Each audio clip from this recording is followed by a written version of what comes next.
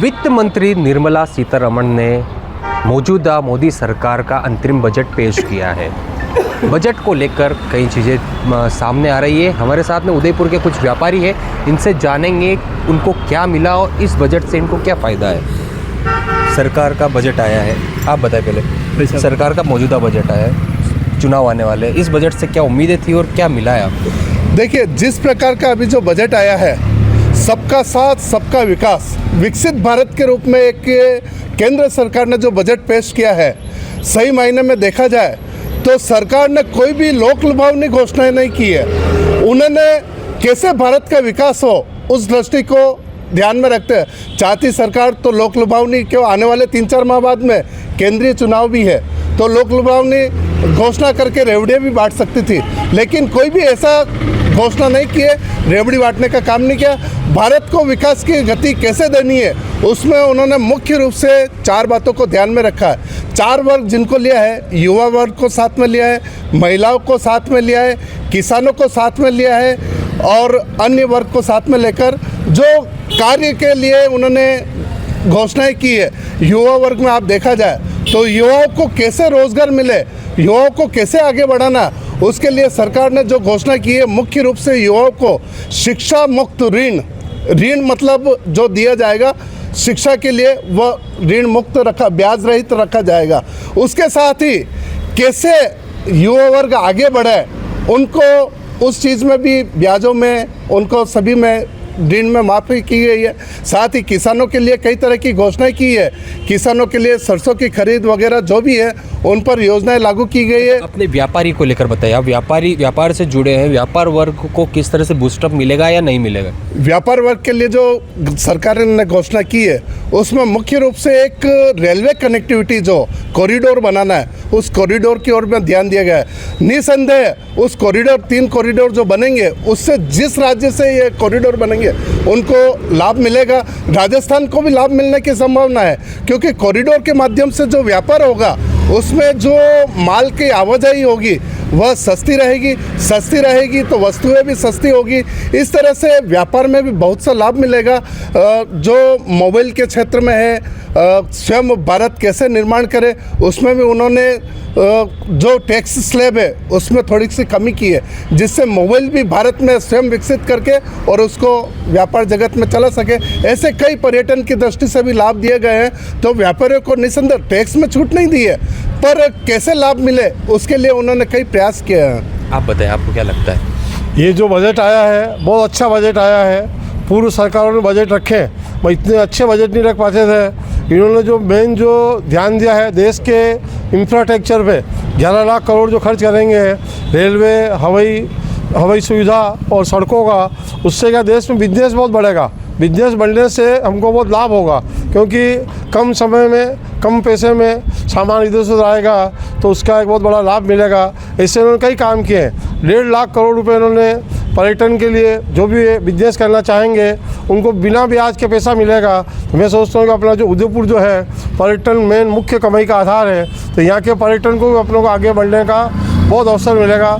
ऐसे कई काम इस बजट में आए हैं, जैसे सोलर प्लांट के जो जिन मकानों पे सोलर के जो लगेंगे उनको 300 यूनिट बिजली फ्री मिलेगी, वो लगभग 8-10 हज़ार रुपये महीने का। ये बहुत बड़ा, इसमें व्यापारी वर्ग भी है, सब तरह के वर्ग हैं, तो वो भी लाभ मिलेगा। इससे कई घोषणा है इसमें। अच्छा, उदयपुर पर्यटन हब है, पर्यटन इंडस्ट्री है, यहाँ पर राज्यों को ऋण मुक्त जो बजट है वो दिया गया है। उदयपुर को क्या फ़ायदा हो सकता है, व्यापारियों को, यहाँ के आने वाले पर्यटकों को? उदयपुर को फ़ायदा हो सकता है, जो 1.5 लाख करोड़ की उन्होंने घोषणा की है, तो उससे क्या है कि नई होटलें बनेगी, नए शोरूम बनेंगे, तो उससे क्या है कि पर्यटक, अभी रोडगेज आने के बाद में उदयपुर पर्यटन बहुत ज़्यादा आगे बढ़ा है, तो उन पर्यटकों को सुविधा मिलेगी और यहाँ के लोगों को रोज़गार मिलेगा उससे। आप बताइए सर। ये बजट जो है, आज तक का ऐतिहासिक बजट है, अकाल्पनिक बजट है। आज तक की कोई भी सरकारें इस प्रकार का साहस का काम नहीं कर पाई, चाहे वो कांग्रेस की सरकार हो, चाहे पिछली कोई भी सरकार हो। परंतु मोदी सरकार ने इस बार एक आत्मविश्वास से भरा बजट पेश करा है कि आने वाले 2047 को ध्यान में रखकर ये बजट पेश किया गया है। यहाँ पर पूरी ढांचागत विकास पर ध्यान दिया गया। जैसे हमारे पूर्व वक्ताओं ने जैसे कहा, किसी प्रकार की कोई रेवड़ियाँ नहीं, इस बार मात्र विकसित भारत के संकल्प की ओर। क्यों? इसके पीछे कारण ये है कि अब रेवड़ियाँ बांटने की ज़रूरत नहीं है। जो सामान्यतः सबसे ज़्यादा जो आम जनता का वो हमेशा रहता है फोकस, वो टैक्स स्लैब को लेकर रहता है।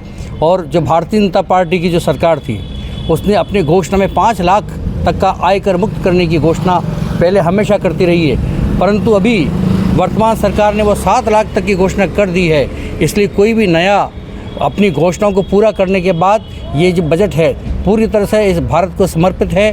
अभी जैसे कि यहाँ पर 40,000 रेलवे के डिब्बे बनाए जाने की इच्छा है, तो 40,000 अच्छे डिब्बे, नए डिब्बे, ताकि हमारे सामान्य व्यक्तियों को भी अच्छे डिब्बे में यात्रा करने का मौका मिल सके। नए नए एयरपोर्ट व्यापार बताइए, व्यापार कैसे बूस्टअप होगा इससे? जी, व्यापार कारणों को देकर क्या कारण ऐसा क्या दिया? हाँ, जो जब भी ढांचागत डेवलपमेंट की बात की जाती है तो उसमें निश्चित रूप से वो सारा इंडस्ट्री को बूस्टअप करता है। उसके अंदर एक बहुत बड़ी लेबर काम करती है। उसके अंदर पूरा सीमेंट उद्योग, इस्पात उद्योग और बिजली उद्योग और तमाम प्रकार के उद्योग हैं जिसके अंदर श्रमिक काम करते हैं। जब इनका उत्पादन बढ़ेगा, ढांचागत विकास बढ़ेगा, नई नई सड़कें बनेगी, नई नई ब्रॉड की लाइनें बढ़ेगी और पूरा जो रेलवे लाइन है वो आज की तारीख में इलेक्ट्रिक की कर दी गई है। उससे बहुत बड़ी मात्रा में डीजल की खपत जो कम हो रही है, उससे भारत की जो विदेशी मुद्रा है उसका भी बचत है। और जो अभी जैसे 1 करोड़ घरों का है, 1 करोड़ घरों पे सौर ऊर्जा के माध्यम से आज तक का सबसे अच्छा जो हमारे को ईश्वर ने दिया है, भगवान सूर्य का जो उपयोग है, वो शायद दुनिया भर के अंदर इस सरकार ने जितना अच्छा उपयोग करने जा रही है वो कोई नहीं कर पाई है।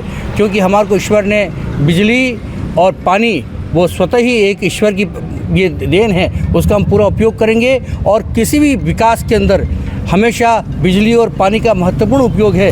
इसका पूरी तरह इस बजट के अंदर इसकी व्यवस्था की गई है। बिल्कुल, आप बताएं, आप कुछ कहना चाहेंगे बजट को लेकर? व्यापारी वर्ग को फोकस होता है। हमारे पर्यटन में उदयपुर में बहुत ही सराहनीय काम होंगे और सभी व्यापारी खुश रहेंगे इसमें। और वित्त मंत्री जी ने बहुत ही सराहनीय बजट पर्यटन के हिसाब से बहुत अच्छा दिया है।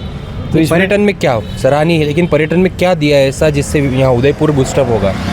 पर्यटन में मोदी जी ने बहुत ही बजट दिया है, उसमें बहुत व्यापारियों को सबको खुशी रहेगी और बहुत अच्छा बजट है। जी, आप बताएं। जैसे मोदी साहब ने हर शहरी के लिए जो किराए रहते हैं उनके लिए आवास की व्यवस्था की है और सबको आवास मिलेगा। और रेलवे को और हवाई अड्डों को उनको भी डेवलपमेंट के लिए दिया है।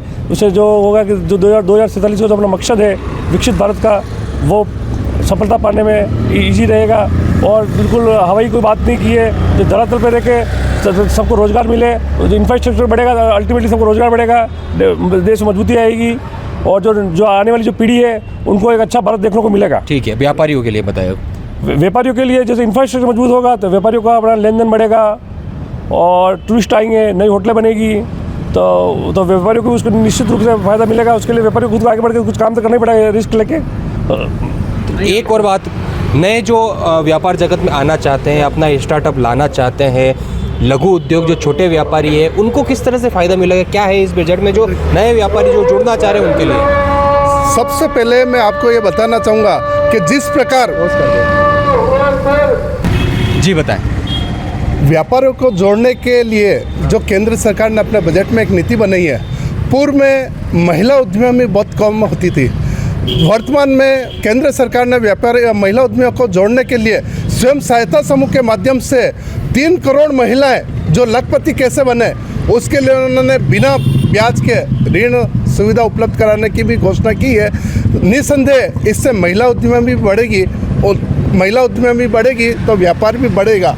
इसी के साथ में जो आज व्यापार में नए लोग आने चाहिए, युवा वर्ग जुड़ना चाहिए, उनको जोड़ने के जो रिसर्च होते हैं उन रिसर्च पे भी 50 साल तक के लिए कर्ज मुक्त ऋण की भी केंद्र सरकार ने घोषणा की है। उस कर्ज मुक्त ऋण को लेकर युवा वर्ग भी व्यापार की दृष्टि से जुड़ेगा और कार्य को संपादित कर सकेंगे। अच्छा, एक और बात, मिडिल क्लास जो है, मिडिल क्लास व्यापार से काफ़ी नज़दीक होता है, लघु व्यापार या फिर थोड़े बड़े व्यापार, उनके लिए इसमें कुछ आया नहीं है, तो उसके लिए आप कुछ बताना चाहते हैं? इसमें क्या है कि मतलब एकदम डायरेक्ट नज़र नहीं आ रहा अपने को, मगर जो फंड जो 1.5 लाख करोड़ का है उससे आज जैसे मेरे को व्यापार शुरू करना है, मुझे जब लोन सुविधा से मिलेगा तो मैं व्यापार शुरू कर पाऊँगा, क्योंकि मुख्य समस्या आती है पैसे की, आर्थिक।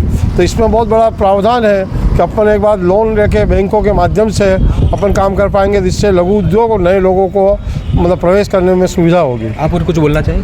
हाँ, मैं अभी नई हाउसिंग स्कीम जो लाने वाली है सरकार, उसके माध्यम से लोगों को एक आसान तरीके से लोगों को घर मिल सकेगा। उसके माध्यम से जो डेवलपमेंट खड़ा होगा वो बहुत बड़ा होगा। पहली बात तो लोगों को एक जो जिनको ज़रूरतमंद लोगों को घर मिलेगा, और ज़रूरतमंद घर मिलने के बाद उनको एक अपना छत मिलेगी, और उसके साथ जो ढांचागत विकास होगा, पुनः वही बात है, श्रमिक काम करेगा, लेबर काम करेगी, इंडस्ट्रीज काम करेगी, तो एक बहुत बड़ी मात्रा में एक नया बूस्टअप पूरे उद्योग जगत को, पूरे व्यापार जगत को मिलेगा, और लोगों को बहुत बड़ी एक रहने का घर, जो बहुत बड़ी कल्पना है मोदी सरकार की, हर व्यक्ति की इच्छा, तो ये सपना साकार होगा। तो ये थे व्यापारी, बजट को लेकर कुछ इच्छाएं बताई, कुछ अच्छी चीज़ भी बताई जिन्होंने फ़ायदेमंद, जो व्यापार जगत को फ़ायदा पहुँचे, लेकिन मिडिल क्लास को कुछ नहीं मिला। तो भी जो व्यापारियों को जो बूस्टअप मिलेगा, पर्यटन इंडस्ट्री जो उदयपुर की है, उससे थोड़ा फ़ायदा होगा। एबीपी न्यूज़ से विपिन सोलंकी, उदयपुर।